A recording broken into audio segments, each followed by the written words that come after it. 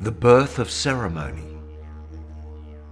Approximately 100,000 years ago, there was no religion or philosophy, no arts, no medicine, no agriculture, or any sign of organized communities. Humans came in a number of different species, but shared the same existence. They were a nomadic people driven by primal urges, eating, hunting, mating, fighting, and finding shelter. Their lives were largely driven by the reptilian brain, which was groomed for survival and instinct.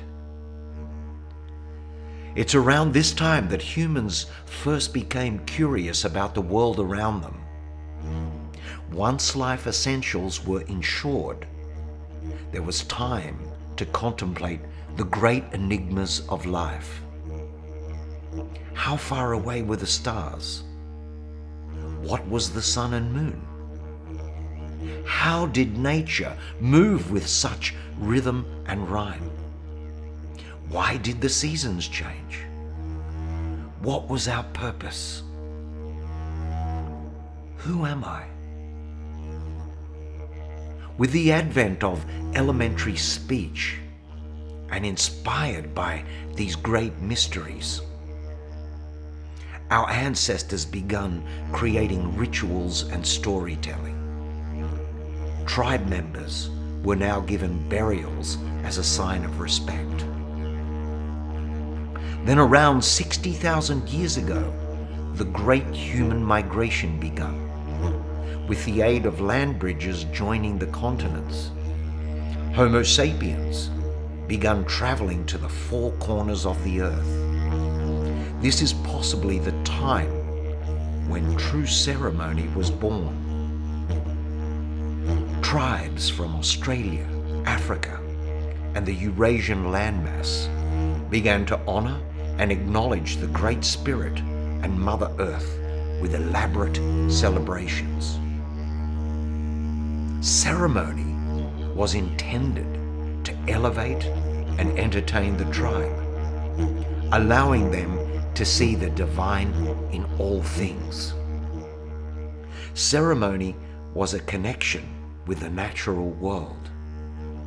The rivers, trees, mountains, animals, and land, all were brethren. To prepare for ceremony, tribes would create special costumes with artistic adornments. They would paint their bodies skillfully with colored clay. Many tribes used red paint, which represented all that is sacred in life. The burning of native plants was part of a smoking ceremony, intended to ward off evil spirits and cleanse the ritual grounds.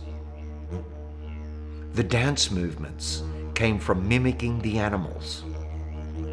The first songs were inspired by the heavens, nature, and everyday life in the community. Ceremonies were an opportunity to celebrate marriages, births, deaths, victories, and initiations. The first instrument was the human voice. Vowels were always at the core of all vocal communications, including singing. This was followed by drumming on various surfaces and hitting sticks together rhythmically. Wind instruments, like the Aboriginal didgeridoo, which came from trees hollowed out by termites, and the flute, made from animal bones, came into ceremonies only 40,000 years ago. Each member of the tribe was designated a specific duty, but none more important than the shaman or medicine person. To receive their innate and intuitive power, the shaman would spend extended periods of time in prayer, fasting, and communion with nature. Here, the shaman would receive visions and messages from dreams. They learned how to invoke the spirits of the land, who taught them how to navigate by using the sun, moon, and stars. They discovered how to read the landscape and the weather. Every plant and animal was an indicator and teacher. It was the medicine person's role to be the guardian of the tribe's health.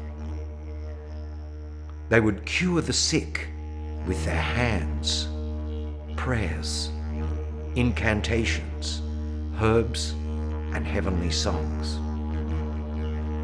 Ceremony, in a sense, was the first faith and a precursor for paganism, mysticism, religion, philosophy, Druidism, Wicca, and magic.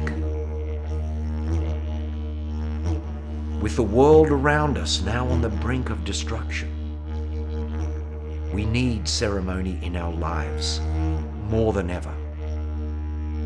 We need to recognize that we are all part of the Great Spirit's family and share a powerful bond with the land. The animals, whether they are the swimming beings, the winged ones, the hoofed, or the clawed, they are all sacred messengers. All things in creation are kin. One cannot do without the other.